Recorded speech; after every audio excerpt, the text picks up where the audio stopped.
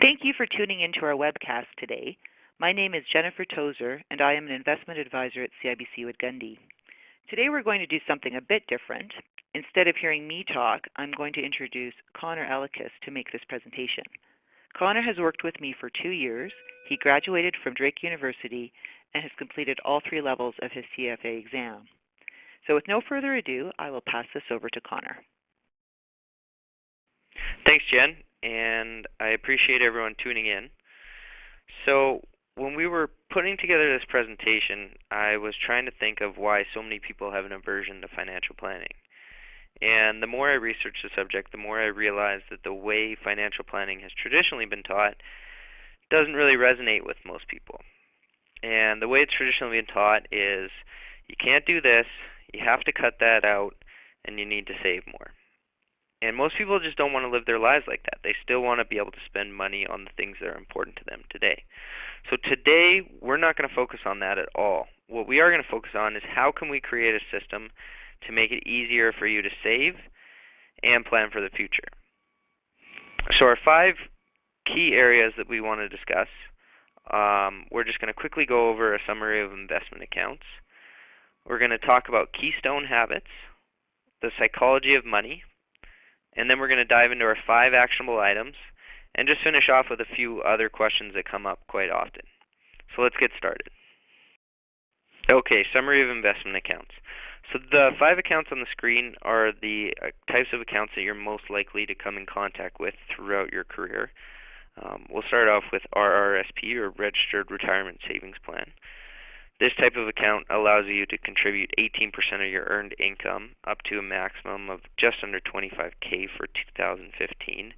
And once you contribute the money into your RSP, the account is able to grow tax-free until such time that you decide to withdraw it, usually later in your life or after retirement.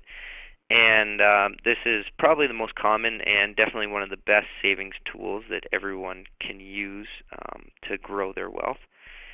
The second one on the list is TFSA, or Tax-Free Savings Account, and this one kind of works in reverse of the RRSP. So instead of contributing pre-tax dollars, you contribute after-tax dollars, and then once that money is contributed into your TFSA, then it continues to grow tax-free from there, and you can take it out anytime, again, tax-free. So that's another good savings vehicle that we recommend for a lot of people. The third one is non-registered account, which is just another term for investment account. So this is your fully taxable account, and saying that you still get preferential treatment, tax treatment on dividends and capital gains within this account. The fourth one on the list is RESP, Registered Education Savings Plan. This is just for people who are saving for their kids' future education expenses. And the last one is High Interest Savings Account. This one's a bit of an oxymoron right now, given the current interest rate environment. It's probably better off being called Low Interest Savings Account, and we're probably not going to spend too much time on that one tonight. So now that we've covered the various investment accounts you're likely to come in contact with, we wanted to talk quickly about keystone habits. And keystone habits are habits that have the ability to trickle down into other aspects of your life and give you a lot of small victories. So a great example of this would be someone who's lost a lot of weight or really focused on their fitness. And people that have done this consistently report that they have a newfound energy or confidence to achieve other goals in their life. So when we tackle our finances and create a system for managing them, we're building a keystone habit. And it's not just about improving your financial picture, but we want to give you the springboard to make other important changes in your life.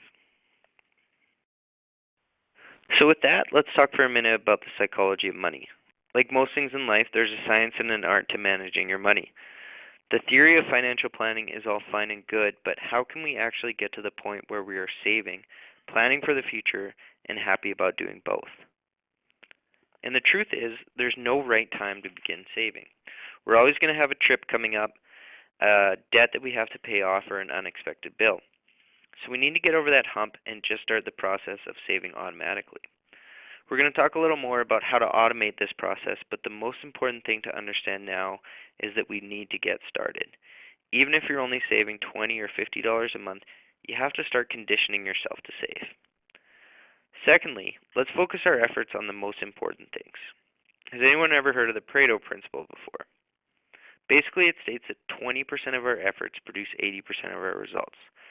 So instead of focusing all our efforts on cutting out lattes and probably becoming a miserable person in the process, let's skip right to the big wins that are going to have a dramatic impact on our lives. If I told you I'd give you $1 million if you could save $2,000 this month, would you really focus on how much you're spending on coffee? No, probably not. You'd look at your house, your car, your income, your utility bills, and how much you're eating out, some of those bigger ticket items, and find ways to save. So instead of getting lost in the minutia, let's focus on the bigger picture and find ways that can actually have a pretty significant impact on our life. And the last thing I want to talk about on the subject is the importance of saving to a goal.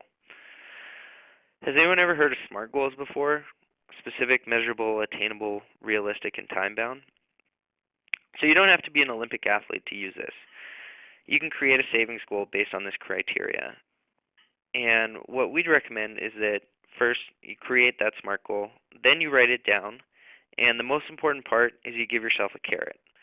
So once you achieve your goal, you have to reward yourself so that you'll stay on plan.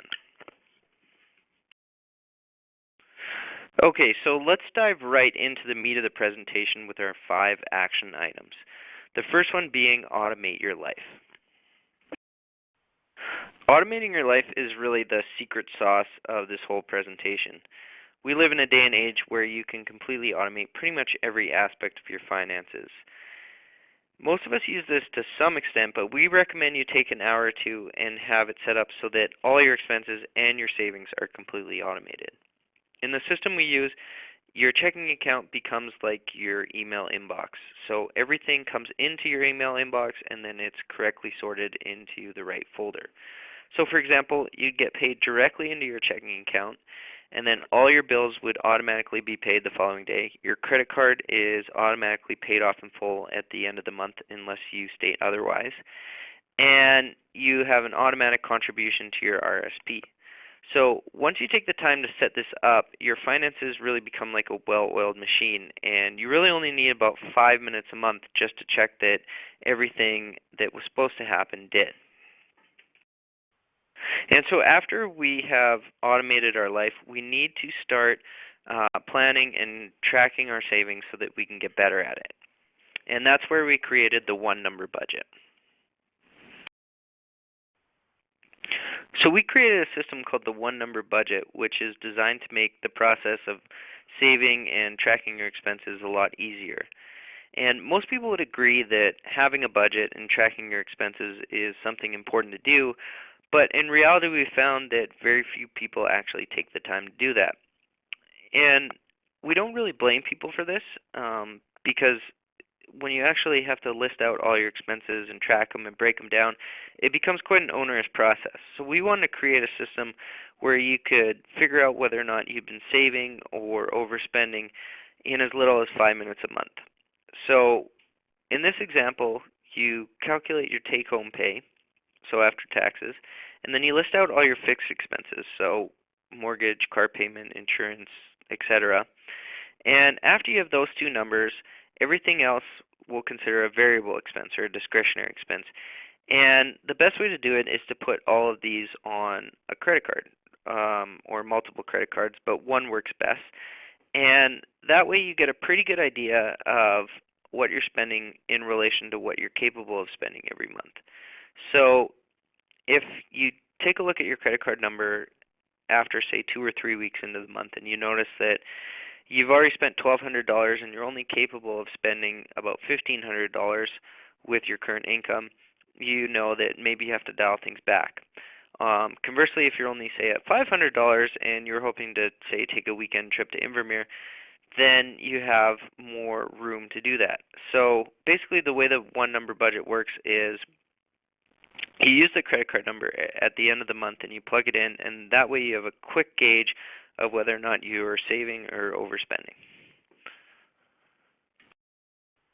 But one caveat to add quickly on the one number budget is just that for some people, using a credit card just isn't a good idea. So for those people, we recommend using the same system but just doing it in cash.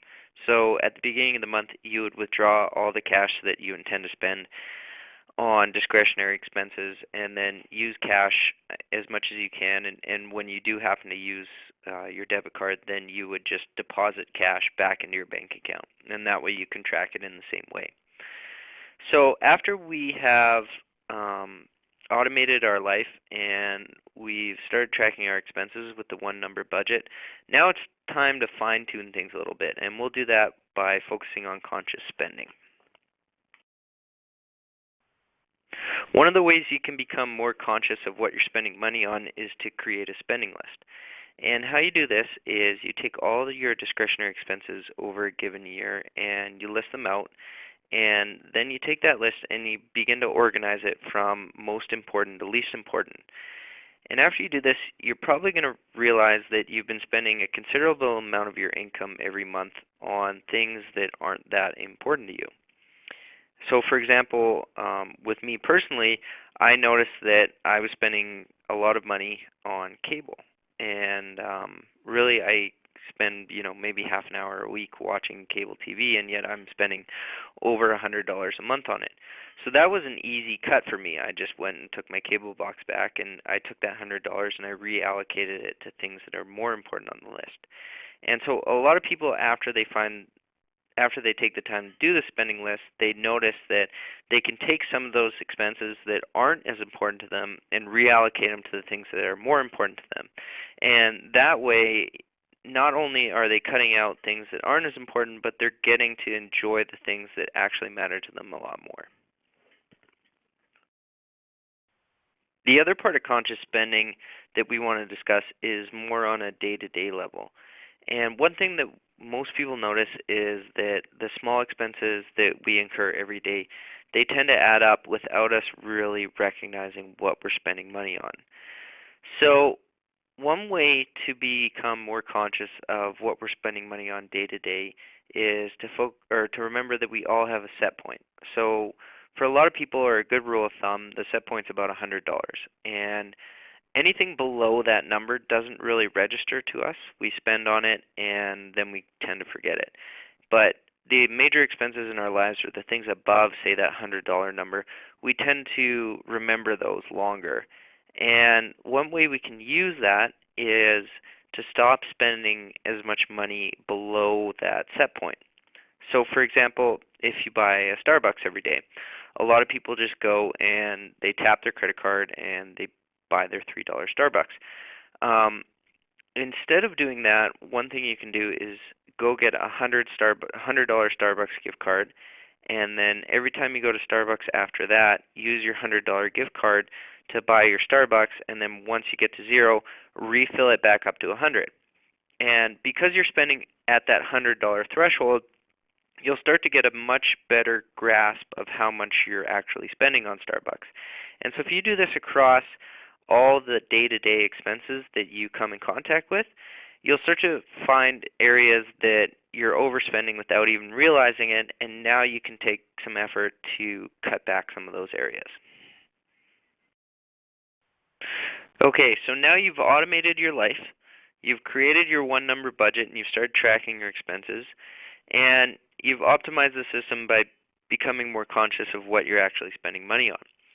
So now it's time to tackle some of the major expenses that occur in your life. And so most people pay off their major expenses after the fact. So in this example, if you're going to go on a trip, most people would put it on their credit card, and then they would pay off their credit card once they returned home from the trip. The problem with this is after you've already enjoyed your trip, you don't have quite the same incentive to pay it off. Chances are you're probably already focused on your next trip. So instead of paying things off after the fact, one thing you can do is set up a system where you're paying things off beforehand. And so in this example, you'd say if you wanted to budget $3,000 for a trip, you would break that down into monthly increments, and then you'd use what we learned in action item 1, automating your life, and you'd set up a separate account where $500 was automatically being pulled from your checking account into this separate account, and then once you hit your $3,000 goal,